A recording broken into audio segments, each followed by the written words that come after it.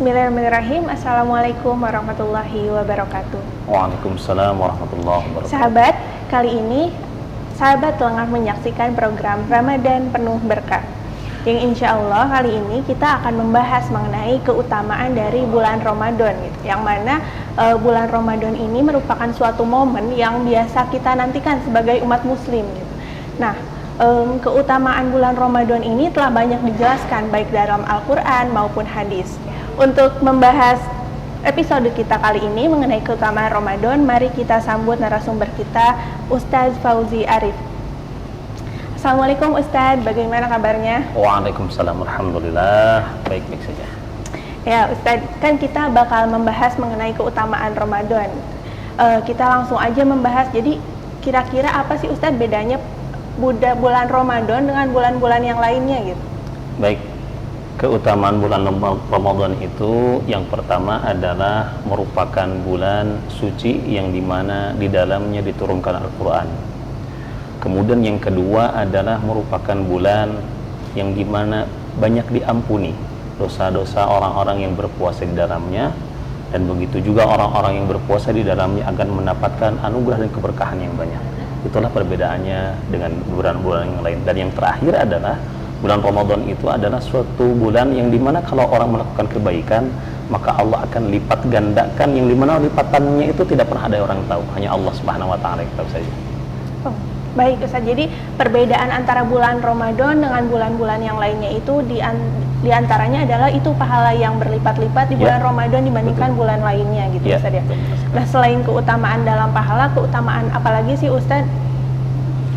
Yang selanjutnya adalah dalam bulan Ramadan itu intensitas orang berbuat kebaikan akan lebih banyak, karena Rasulullah mengatakan di bulan Ramadan itu dibuka pintu surga dan ditutup pintu-pintu neraka, dan para syaitan itu dibelenggu.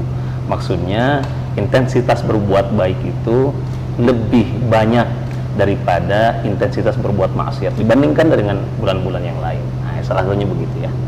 Oke Ustaz. Nah, kalau untuk menjelaskan keutamaan bulan Ramadan itu, salah satu dalilnya itu apa Ustaz? Baik, yang pertama ada di dalam hadis yang diriwayatkan dari Abu Hurairah. Karena Rasulullah SAW yubashiru ashabahu yaqul. Jadi suatu saat Rasulullah pernah memberikan kabar gembira kepada para sahabatnya.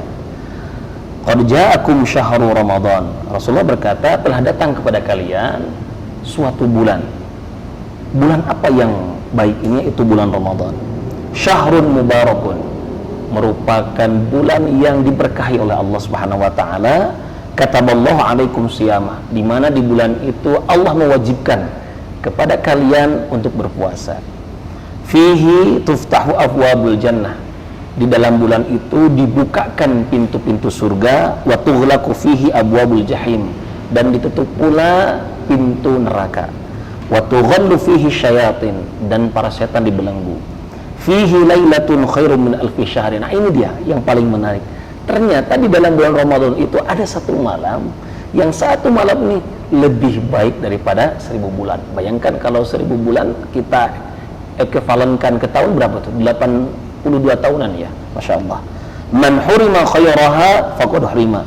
Jadi barang siapa yang tidak memperoleh kebaikan pada bulan Ramadan, sungguh orang itu tidak akan bisa memperoleh apa-apa. Nah, maka jangan disia-siakan di bulan Ramadan itu. Oh, baik Ustaz, dari tadi pernyataan dalil yang Ustaz sebutkan, ada yang menarik, kata-kata ketika bulan Ramadan selain pahalanya dilipatkan, ada setan dibelenggu. Maksud setan dibelenggu itu seperti apa Ustaz? Nah, ini merupakan analogi ya. Bukan sesungguhnya bahwa setan itu dibelenggu, tapi intensitas orang untuk berbuat kebajikan itu lebih baik. Karena apa? Dibelenggu dengan apa? Dengan saum. Bayangkan kalau orang sedang saum, sedang berpuasa, jangankan ingin berbuat yang jelek, kadang-kadang berbuat hal yang baik saja atau hal yang mubah saja, jangan yang haram. Itu kadang-kadang karena mungkin fisiknya sedang lemah, itu kadang-kadang dia nggak mau buang-buang untuk hal-hal yang tidak bermanfaat.